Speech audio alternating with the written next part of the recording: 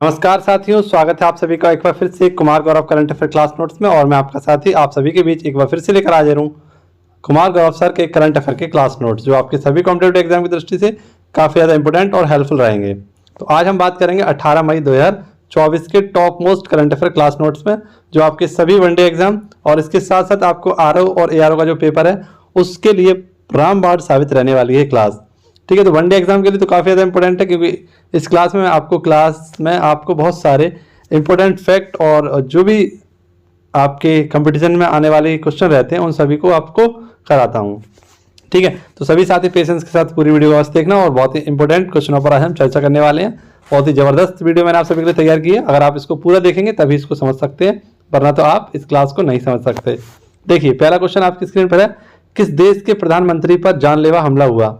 तो हाल ही में एक देश है जिसके प्रधानमंत्री का नाम है रॉबर्ट फीको, है ना। यहाँ के जो प्रधानमंत्री हैं रॉबर्ट फीको, इन पर ये जनता के बीच जब संबोधन कर रहे थे तो उसी में से एक व्यक्ति ने निकलकर इनको 5 गोलियां मार दी।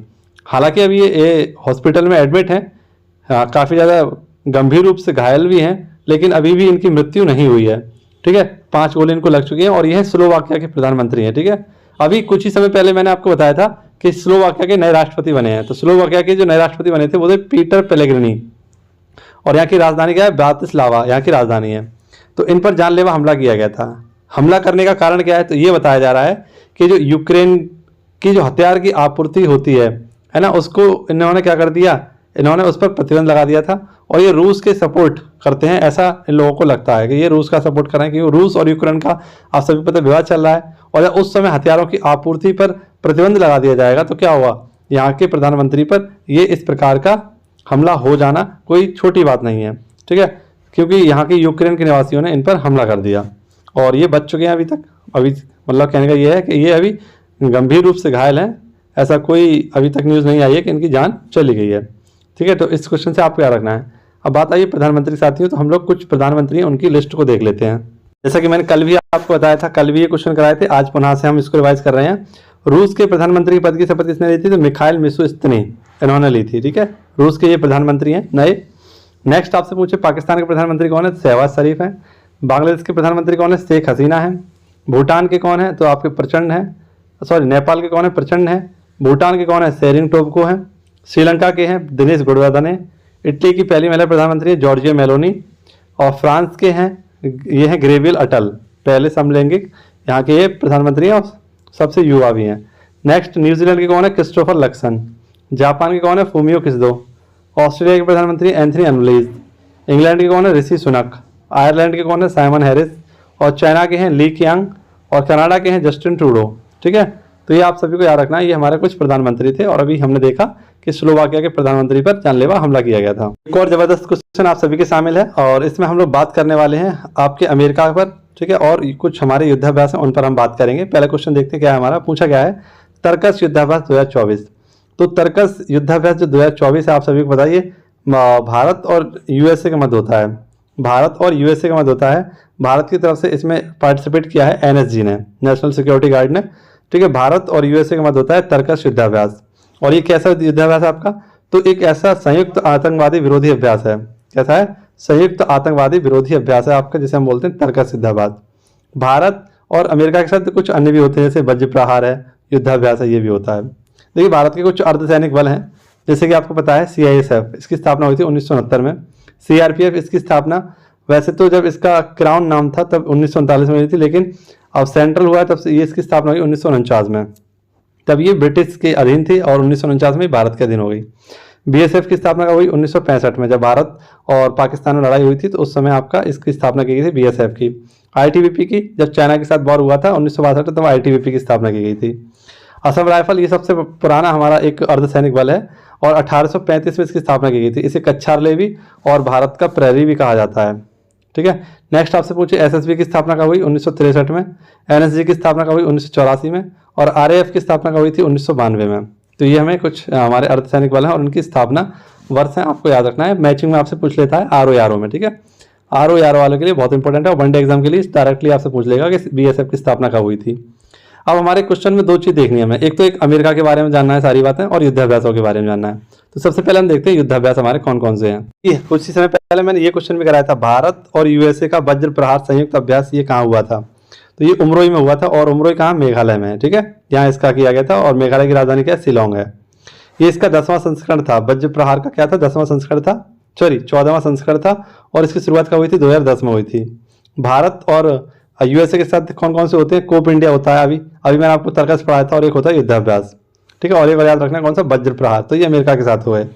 ऐसे कुछ और देखें, हम देखें सन्यु मित्री किसके होता है? जापान के साथ। धर्म गौर्जन किसके होता है? जापान के साथ। वीर गौर्जन किसके साथ होता है? जापान के साथ। जबकि गरुण, वरुण और शक्ति ये फ्रांस के साथ होता है। मित्र शक्ति ये पुणे में हुआ था, भारत और श्रीलंका के मध्य होता है ये। सूर्य किरण ये नेपाल के साथ होता है और भारत के साथ होता है। मित्री ये बांग्लादेश के साथ होता है। बोंगो सागर ये आपका बांग्लादेश के साथ होता है। समुद्र शक्ति भारत और इंडोनेशिया के मध्य होता है। गरुड़ शक्ति भारत और इंडोनेशिया के। हैंड इन हैंड ये भारत और चाइना के साथ होता है, ठीक है। तो ये हम सभी को याद रखना है। ये हमारे कुछ युद्धाभ्यास थे। देख लेते हैं हम लोग अमेरिका के बारे में। अमेरिका हमारे परीक्षा की दृष्टि से काफ़ी इंपॉर्टेंट रहेगा, और अमेरिका से संबंधित सारे फैक्ट मैंने यहाँ पर आपको लिखने की कोशिश की है। जैसे अमेरिका की अगर हम बात करें तो अमेरिका की राजधानी क्या? Washington DC. और ये किस नदी किनारे है? तो पोटामैक नदी किनारे है। और अमेरिका की खोज किसने की थी? तो कोलंबस ने की थी, आप सभी को पता है। और एक व्यक्ति हैं जिनका नाम है अमेरिगो वेगुसुकी, इनके नाम पर अमेरिका का नाम पड़ा था। अमेरिका की मुद्रा क्या है? डॉलर है, ठीक है। यहाँ के राष्ट्रपति कौन है? जो बाइडन है। उपराष्ट्रपति कौन है यहाँ की? कमला हैरिस है। रक्षा मंत्री कौन है यहाँ के? Antony Blinken. और वित्त मंत्री है जेनेट येलन। यूएनओ में हेडक्वार्टर कहाँ पर है? न्यूयॉर्क में है, ठीक है। और यहाँ की सबसे ऊंची चोटी अमेरिका की, या यूँ कहें उत्तरी अमेरिका की सबसे ऊंची चोटी माउंट डेनाली या माउंट मैकिनले। और यहाँ पर कौन से घास के मैदान मिलते हैं? तो प्रेरी घास के मैदान हमें मिलते हैं। येलोस्टोन नेशनल पार्क ये अमेरिका में है, ठीक है। येलोस्टोन नेशनल पार्क कहाँ पर? अमेरिका में है। ऐसी कनाडा और अमेरिका के मध्य 49 डिग्री रेखा है, और इसी रेखा पर आपकी क्या है? 5 झीलें हैं, जिन्हें हम सुपीरियर, मिशिगन, ह्यूरॉन, इरी और ओंटारियो के नाम से जानते हैं, ठीक है। और पूर्णतः अमेरिका में कौन सी है? तो मिशिगन झील है, ठीक है। नेक्स्ट देखिए अमेरिका और ये क्या है आपका? हाँ, मैक्सिको। अमेरिका और मैक्सिको के मध्य क्या है? रियो ग्रांडी नदी आपकी सीमा बनाती है। मैक्सिको और क्यूबा के मध्य जो आपका चैनल बनता है वो कौन सा है? तो वह यूकांटन चैनल। अलास्का, इसे 1000 धुआरों की या 10,000 धुआरों की घाटी कहा जाता है। और डेलानी रेंज और माउंट मैकिनले इसी में है आपका। कनाडा में आपकी अथावास्का झील है, जो कि यूरेनियम के भंडार के लिए फेमस है, ठीक है। तो ये सारी बातें हमें अमेरिका से याद रखनी है। आई होप आपको समझ में आई होंगी। अमेरिका में ही हमारे बहुत सारे हेडक्वार्टर्स भी हैं। जैसे UNDP का मुख्यालय कहाँ पर है? UNO का मुख्यालय कहाँ पर है? तो ये हमारा न्यूयॉर्क में, न्यूयॉर्क में है। जबकि IMF और आपका वर्ल्ड बैंक इसका मुख्यालय कहाँ पर है? तो वॉशिंगटन डीसी में है, ठीक है। ये भी हमें याद रखना है। क्वेश्चन नंबर 3 कह रहा है देश की सबसे ऊंची सुरंग की मान्यता। तो हाल ही में देश की सबसे ऊंची सुरंग की मान्यता दी गई है इंटरनेशनल बुक ऑफ ऑनर के द्वारा, ठीक है। और ये कौन सी हमारी सुरंग होगी? जो कि भारत की सबसे ऊंची सुरंग होगी, ये है सेला सुरंग। और सेला सुरंग हम सभी को पता है कहाँ पर है? यह है आपके अरुणाचल प्रदेश में। हाल ही में प्रधानमंत्री मोदी के द्वारा मार्च 2024 में इसकी क्या की गई थी? इसका उद्घाटन किया गया था। इसको बनाया किसने था? तो BRO ने बनाया था। अभी मैंने आपको बताया था BRO स्थापना दिवस मनाया गया था 7 मई को, और इन्होंने अपना 65वां स्थापना दिवस मनाया था। ऐसे आपसे पूछे कि इसकी लंबाई कितनी है? तो 2.6 किलोमीटर इस सुरंग की लंबाई है। और इसकी ऊंचाई कितनी है? तो 13,000 फीट की ऊंचाई पर ये स्थित है। ये किस प्रोजेक्ट के तहत बनाई गई थी? तो वर्तक एक प्रोजेक्ट चलाया गया था BRO के द्वारा। इस प्रोजेक्ट के तहत आपकी बनाई गई थी सेला सुरंग, ठीक है। और ये तेजपुर और तवांग के मध्य आपकी है। कौन? तो सेला सुरंग। ये सेला सुरंग से हमें याद रखना है। अब हमारे भारत में भी कुछ ऐसी चीज़ें हैं जो बहुत ही ऊंची हैं, लंबी हैं, बड़ी हैं, छोटी हैं, उसके बारे में हम लोग जान लेते हैं। तो ये लूसेंट का बहुत ही अच्छा एक टॉपिक है, विविध का टॉपिक है, जो भारत के बारे में हमें बताता है। तो आइए क्यों ना हम 5 मिनट का उसका रिवीजन लगा लें। एक जैसे आपसे पूछे कि सबसे ऊंची चोटी भारत में, या भारत की सबसे ऊंची चोटी कौन सी है? तो गॉडविन ऑस्ट्रिच, ये K2V से हम बोलते हैं। लेकिन भारत में सबसे ऊंची चोटी कौन सी? कंचनजंगा। सबसे लंबी सड़क सुरंग कौन सी है? तो चेनानी नासारी सुरंग, ये 9.2 किलोमीटर की है, ठीक है। और ये कहाँ पर? जम्मू कश्मीर में है। लेकिन आपसे पूछे सबसे लंबी रेलवे सुरंग, ये कहाँ पर है आपकी? तो ये भी याद रखना जम्मू कश्मीर में ही है। सबसे लंबी सुरंग रेलवे की, तो ये कौन सी है? पीर पंजाल। लेकिन आप याद रखना वो है T14। कौन सी है? T14 है, ऐसे करके थी। T49 है शायद, है ना। ये रेलवे सुरंग थी। पहले से कौन सी थी लंबी? पीर पंजाल थी। लेकिन देखिए सबसे लंबा डेल्टा ये सुंदरवन का डेल्टा है। सबसे बड़ा डेल्टा कौन सा है? सुंदरवन का डेल्टा। पश्चिम बंगाल में ब्रह्मपुत्र और गंगा नदी के सहयोग से बनता है। जिसको हम लोग क्या बोलते हैं, ब्रह्मपुत्र को जमुना तथा गंगा को पद्मा बोलते हैं, और इसकी संयुक्त धारा होती है मेघना। उसके बाद आपका बन जाता है सुंदरबन का डेल्टा पश्चिम बंगाल में। सबसे अधिक वनों का राज्य कहाँ पर है, मध्य प्रदेश को कहते हैं। सबसे बड़ा कॉरिडोर रामेश्वर मंदिर कॉरिडोर है आपका। सबसे ऊंचा झरना जोंग या गरसप्पा। सबसे लंबी सड़क तो ग्रैंड ट्रैक रोड। सबसे ऊंचा दरवाजा वरुण दरवाजा। सबसे लंबी नदी गंगा नदी, ठीक है। गंगा नदी की लंबाई कितनी है, 2525 किलोमीटर। इसके बाद है आपकी गोदावरी, है ना, 1465 किलोमीटर। उसके बाद है आपकी कौन सी, तो कृष्णा, है ना, 1400 किलोमीटर की है। नेक्स्ट आपसे पूछे सबसे बड़ा अजायब घर, ये कोलकाता में है। सबसे बड़ा गुंबज गोल गुंबज का है। सबसे ऊंची मूर्ति गोमटेश्वर की मूर्ति है। लेकिन वर्तमान में हमें पता है कि हमारी कौन सी सबसे ऊंची मूर्ति, तो वो है सरदार वल्लभ भाई पटेल की, 182 मीटर की ऊंचाई, है ना, इसकी है। नेक्स्ट देखना सर्वाधिक वर्षा वाला स्थान मासेराम। लेकिन अभी कौन सा हो गया है, चेरापूंजी भी है, ठीक है, ये भी याद रखना। मासेराम और चेरापूंजी दोनों कहाँ पर है, मेघालय में है। सबसे अधिक वर्षा वाला स्थान हो गया, सबसे बड़ा लेवर पुल कहाँ पे, हावड़ा ब्रिज, ये कोलकाता में है। सबसे लंबी नहर इंदिरा गांधी नहर। सबसे लंबा railway platform Gorakhpur railway platform, ये पुराना वाला है रेलवे प्लेटफॉर्म सबसे लंबा। लेकिन अब हमारा कौन सा बन चुका है, तो ये हुबली वाला बन चुका है, ये कर्नाटक में, ठीक है। सबसे लंबा रेलवे प्लेटफॉर्म है हमारा। नेक्स्ट देखिए सबसे विशाल स्टेडियम, तो युवा भारती स्टेडियम। लेकिन इसके स्थान पर भी नया आ चुका है हमारा, तो वो हमारा कौन सा है, मोटेरा स्टेडियम, जिसे हम नरेंद्र मोदी स्टेडियम के नाम से भी जानते हैं, और ये हमारा गुजरात में है, ठीक है। नेक्स्ट देखिए सबसे अधिक आबादी वाला शहर, तो मुंबई महाराष्ट्र में है। सर्वाधिक शहरी क्षेत्र वाला, तो ये भी महाराष्ट्र है। सबसे लंबा रेल मार्ग ये डिब्रूगढ़ से कन्याकुमारी तक है, ठीक है। और यहाँ पर कौन सी चलती है, आपकी विवेक एक्सप्रेस भी चलती है। सबसे बड़ा प्राकृतिक बंदरगाह ये मुंबई है महाराष्ट्र में। सबसे लंबा राष्ट्रीय हाईवे या राष्ट्रीय राजमार्ग कौन सा, NH7 है हमारा। नेक्स्ट देखिए सबसे लंबी तटरेखा वाला राज्य गुजरात है। खारे पानी की सबसे बड़ी झील चिल्का झील है। मीठे पानी की सबसे बड़ी झील बुलर झील है। सबसे लंबी सहायक नदी यमुना नदी है, और इसकी लंबाई है 1376 किलोमीटर। ये गंगा की सबसे लंबी सहायक नदी है, या कि भारत की भी सबसे लंबी सहायक नदी है आपकी। दक्षिण भारत की सबसे लंबी नदी गोदावरी है। सबसे लंबा बांध हीराकुंड बांध है उड़ीसा में, ठीक है, महानदी पर। भारत का सर्वोच्च शौर्य सम्मान कौन सा, परमवीर चक्र। भारत का सर्वोच्च सम्मान कौन सा, भारत रत्न। सबसे बड़ा गुरुद्वारा ये स्वर्ण मंदिर अमृतसर में है। सबसे बड़ा गिरजाघर ये सेंट कैथेड्रल गोवा में है। नेक्स्ट आपसे मुझे सबसे ऊंचा टीवी टावर ये पीतमपुरा नई दिल्ली में है। सबसे लंबी तटरेखा वाला दक्षिण भारत का राज्य कौन सा, आंध्र प्रदेश है। सबसे लंबा समुद्र तट ये मैरीना बीच चेन्नई में है। सबसे अधिक गर्म मार्ग बदलने वाली नदी कोसी नदी है, जिसे बिहार का शोक भी कहते हैं हम लोग, ठीक है। और सबसे तीव्र गति से चलने वाली भी आपकी नदी है, जिसको हम कहते हैं कोसी नदी। सबसे बड़ी कृत्रिम झील गोविंद बल्लभ पंत सागर झील। सबसे गहरी नदी कौन सी है, भागीरथी और अलकनंदा, ठीक है। नेक्स्ट आपसे पूछे डेल्टा ना बनाने वाली सबसे बड़ी नदी कौन सी, नर्मदा और ताप्ती। सबसे अधिक ऊंचाई पर स्थित युद्ध स्थल कौन सा है, तो सियाचिन ग्लेशियर। सबसे बड़ा नदी द्वीप माजुली द्वीप, ये आपका ब्रह्मपुत्र नदी पर है असम में। सबसे बड़ा तारामंडल तो बिरला प्लेनेटोरियम कोलकाता। सबसे ऊंचा हवाई पत्तन लेह लद्दाख में है। सबसे बड़ा राज्य कौन सा, राजस्थान है, ठीक है। और सबसे बड़ा जिला कौन सा, कच्छ। सबसे छोटा राज्य कौन सा, हमारा गोवा, ये भी हमें याद रखना है। तो आई होप आपको ये 5 मिनट का रिवीजन बहुत अच्छा लगा होगा। अगर वीडियो अच्छी लग रही हो तो वीडियो को लाइक और शेयर जरूर करें। और इन ऐसे टॉपिक को आप लोग देखने के लिए केवल मैं आपको पता है 25 से 20 मिनट की वीडियो आपके लिए तैयार करता हूँ, और बहुत सारा कंटेंट देने की कोशिश करता हूँ। तो इस चीज़ को समझिए आप लोग। वीडियो को शेयर कर दिया करें एक बार, और लाइक जरूर करा करें। आप लोग लाइक नहीं करते हैं बिल्कुल भी। नेक्स्ट क्वेश्चन देखिए, पूछा गया है आपसे, बहुत ही अच्छा क्वेश्चन है आप सभी के लिए। इंडियन इंटरनेशनल बुलियन एक्सचेंज का क्लियरिंग सदस्य बनने वाला पहला बैंक कौन सा है। तो पहले समझते हैं बुलियन एक्सचेंज क्या होता है। तो गोल्ड और नगद जो मिलता है ना, इसको बोलते हैं बुलियन। और हाल ही में आप सभी को बताया कि इंडिया इंटरनेशनल बुलियन एक्सचेंज, इसका मुख्यालय कहाँ पर है, तो यह है गांधीनगर में। और इसमें क्लियरिंग सदस्य बनने वाला जो राज्य बना, वो बैंक बना है, वो है आपका SBI।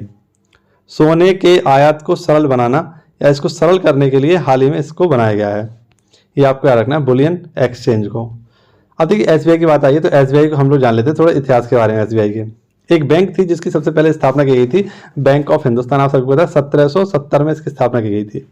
उसी के बाद कुछ और बैंकें थी, इनकी स्थापना की गई, जैसे कि आपके बैंक ऑफ बंगाल थी, बैंक ऑफ बॉम्बे थी, और एक थी bank of Madras. Bank of Bengal की स्थापना की गई थी 1806 में, बैंक ऑफ बॉम्बे की स्थापना की थी 1840 में, और बैंक ऑफ मद्रास की स्थापना की गई थी 1843 में। लेकिन सन 1921 में इन तीनों बैंकों को मर्ज कर दिया गया, और मर्ज करने के बाद एक नई बैंक बनाई गई जिसका नाम था इंपीरियल बैंक। इसी इंपीरियल बैंक को इसका राष्ट्रीयकरण किया गया कब, 1955 में, और इसका नाम पड़ गया क्या, SBI। और वर्तमान में SBI के जो अध्यक्ष हैं वो हैं आपके दिनेश खारा, और इसका हेडक्वार्टर है मुंबई में, ठीक है। तो ये भी हमें याद रखना है। एसबीआई के बारे में। एसबीआई के द्वारा ही सबसे पहले डल झील में आपका एटीएम खोला गया था, एक तैरता हुआ एटीएम भी खोला गया है, ये भी आप लोग याद रखना। तो इंपीरियल बैंक का ही नाम बदलकर 1955 में क्या कर दिया गया, SBI, state bank of India. और ये भारत की सबसे बड़ी एक क्या है, एक बैंक है, ठीक है। वैसे तो हमारी आरबीआई है, लेकिन आरबीआई में किसी का खाता नहीं होता, लेकिन इसका होता है। इनका चाय का, नाश्ते का और लंच का टाइम हमेशा चलता ही रहता है, आप सभी को पता है। और सबसे ज़्यादा एसबीआई के आपको पता है कि सर्वर डाउन रहते हैं, ये भी बहुत बड़ी दिक्कत रहती है एसबीआई में, कल आना परसों आना ऐसा ही चलता रहता है, ठीक है। तो आपको याद रखना है एसबीआई के बारे में सारी बातें। अब देखिए बैंक की बात आई है, तो क्यों ना हम बैंकों की स्थापना के बारे में जान लें कि कौन सी बैंक की स्थापना कब हुई थी। हमने यहाँ पर एसबीआई के बारे में जान लिया, कितने बड़े फैक्ट, यानी हमने 5 डेट देखी यहाँ पर। 5 डेट कौन कौन सी थी हमारी, 1806, 1840, 1843, 1921 और 1955, ठीक है। तो यहाँ से अगर आपने ये सारी याद कर लेना चीज़ें तो बहुत अच्छी चीज़ है, आप कॉन्सेप्ट बन जाएगा, आपका बहुत अच्छा कॉन्सेप्ट बनेगा। देखिए पहले भी मैं आपको ये करा चुका हूँ, मैंने भी बताया था आपको। बैंक ऑफ हिंदुस्तान की स्थापना हुई थी 1770 में, बैंक ऑफ इलाहाबाद की स्थापना 1865 में, बैंक ऑफ पंजाब या पंजाब नेशनल बैंक की स्थापना 1894 में, बैंक ऑफ इंडिया की स्थापना 1806 में, सेंट्रल बैंक इंडिया की स्थापना 1911 में, कैनरा बैंक की स्थापना 1906 में, आईसीआईसी बैंक की स्थापना 1994, एचडीएफसी बैंक 1994, एक्सिस बैंक की स्थापना 2007 में, बैंक ऑफ बड़ौदा इसकी स्थापना 1908 में हुई थी, bank of Bengal 1906, bank of Bombay 1840 और बैंक ऑफ मद्रास की स्थापना हुई थी 1843 में, इंपीरियल बैंक 1921, एसबीआई बैंक 1955 और आरबीआई बैंक 1935, ठीक है। तो ये भी आपको याद रखना है। एक क्वेश्चन नीचे दिख रहा है, इसे भी कर लीजिए। यूपी का पहला ग्लास स्काई वॉक कहाँ पर खुलेगा, चित्रकूट में, ठीक है। तो यूपी से ये वाला क्वेश्चन याद रखना आप लोग। नेक्स्ट क्वेश्चन है आपका, टीसीएस ने अपनी तरह का पहला मानव केंद्रित एआई उत्कृष्टता केंद्र कहाँ खोला है, तो पेरिस फ्रांस में, ठीक है। कहाँ खोला है मानव केंद्रित एआई आपका उत्कृष्टता केंद्र कहाँ खोला है, फ्रांस में। फ्रांस के राष्ट्रपति कौन है, इमैनुअल मैक्रोन। और मैंने भी बताया फ्रांस के जो प्रधानमंत्री कौन है, गैब्रियल अटल, ठीक है। पहली एआई सिटी कौन सी थी, तो वो थी लखनऊ, ठीक है। नेक्स्ट देखिए अगला क्वेश्चन हमारा क्या कह रहा है, इंपॉर्टेंट क्वेश्चन, और इसमें हम बात करेंगे प्रमुख खिलाड़ियों के खेल से, कि कौन से खिलाड़ी का संबंध किस खेल से है। जैसे सुनील छेत्री का संबंध, तो आप सभी को पता है सुनील छेत्री का संबंध किससे, फुटबॉल से है। अभी चर्चा का विषय क्यों बने हुए, तो इन्होंने संन्यास की घोषणा की है। इनके 150 मैच पूरे हो चुके हैं, आप सभी को पता है। और 150 मैच इन्होंने जो जीत हासिल की थी अफगानिस्तान के खिलाफ, इन्होंने जीता था, यानी ये 150 मैच खेल चुके हैं आपके। नेक्स्ट इनका जो लास्ट मैच होगा वो इंडिया और कुवैत के मध्य होगा, जो कि 6 जून को होने वाला है। और एक स्टेडियम जिसका नाम है साल्ट लेक स्टेडियम, कोलकाता में, यहाँ पर इसको कराया जाएगा। तो हाल ही में इन्होंने क्या कर दिया, इस मैच के बाद ये संन्यास की घोषणा कर दी है इन्होंने, यानी इस मैच के बाद ये संन्यास ले लेंगे और ये कोई भी मैच नहीं खेलेंगे फिर, ठीक है। अब देखिए सर्वाधिक गोल करने वाले खिलाड़ी कौन कौन से हैं, तो सबसे पहले नंबर पर आपका रोनाल्डो, दूसरे नंबर पर है मेसी और थर्ड नंबर पर आते हैं आपके सुनील छेत्री जी, ठीक है। ये आपका रखना है। हाल ही में जेम्स एंडरसन, इन्होंने भी तेज गेंदबाज थे, इन्होंने भी संन्यास की घोषणा कर दी थी, इंग्लैंड के हैं। और सर्वाधिक विकेट लेने वाले में 700 विकेट आपके लेने वाले हैं जेम्स एंडरसन। अब देखिए बात आई है प्रमुख खिलाड़ियों की, तो हम लोग देख लेते हैं हमारे कौन कौन से खिलाड़ी हैं जिनका संबंध किस खेल से है। जैसे आपसे पूछा है सुमित नागल, इनका संबंध किससे है, टेनिस से है। पारुल चौधरी, इनका संबंध किससे, धाविका हैं ये। गुलवीर सिंह संधू, ये भी धावक हैं आपके। दिव्या काकरण, ये कुश्ती से संबंधित हैं। दूती चंद, ये धाविका हैं।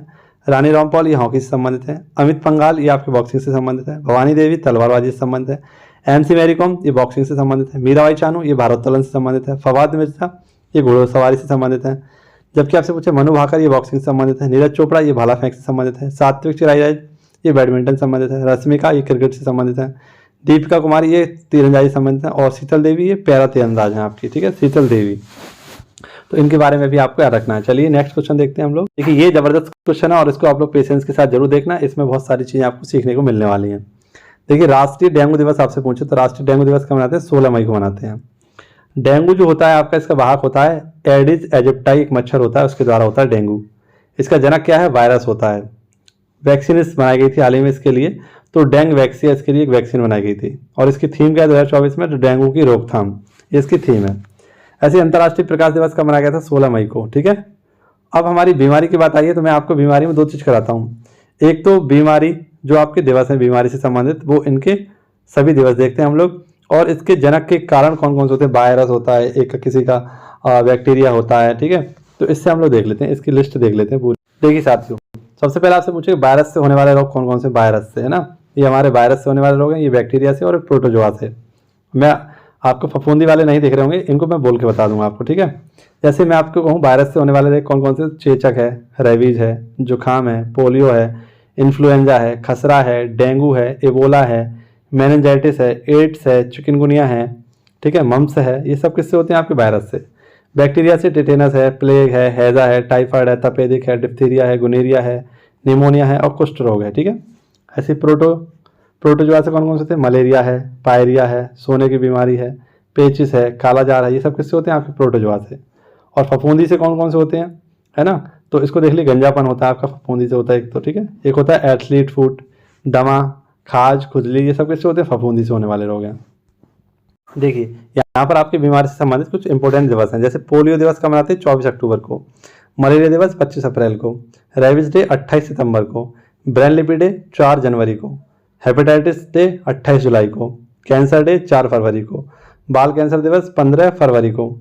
और कुष्ठ रोग दिवस कब मनाते हैं? तो ये लास्ट संडे जनवरी का, और इस बार पड़ा था ये 30 जनवरी को। टीबी डे कब मनाते हैं? तो 24 मार्च को, ठीक है। टीबी डे कब मनाते हैं? 24 मार्च को। ऐसे ही आप लोग कमेंट बॉक्स में बताइए कि थैलेसीमिया डे कब मनाते हैं? थैलेसीमिया डे कब मनाते हैं? ये भी बीमारी से संबंधित थैलेसीमिया डे आपको बताना है, ठीक है।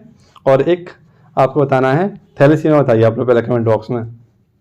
अगला क्वेश्चन है, भारत की सबसे बड़ी कौशल प्रतियोगिता इंडिया स्किल्स 2024 कहाँ हुई? तो ये आप सभी को याद रखना, ये नई दिल्ली में हुई थी आपकी, ठीक है। नई दिल्ली में यशोभूमि में इसका आयोजन किया जाएगा कौशल विकास मंत्रालय के द्वारा।